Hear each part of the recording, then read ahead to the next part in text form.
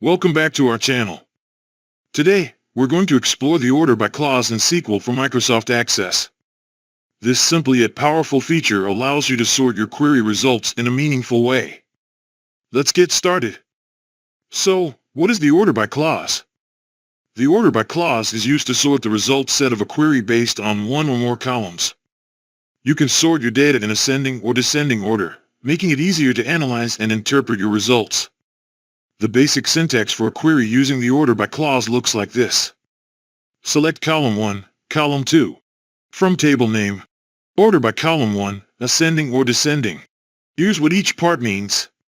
Select indicates the columns you want to retrieve. From specifies the table. Order by. This keyword introduces the sorting operation. ASC/DSC indicates whether to sort in ascending or descending order. Ascending is the default. Let's look at a practical example.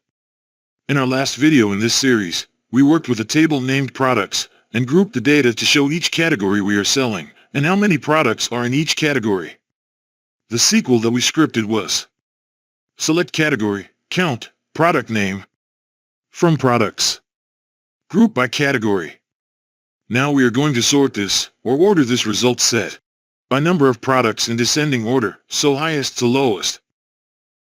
So I will add order by count, product name, DSC. When you run this query, Access will display the categories sorted by number of products from the highest to the lowest. I'll change this now to sort by category in alphabetical order. So I will change this to order by category. Notice that I am not specifying ascending or descending order.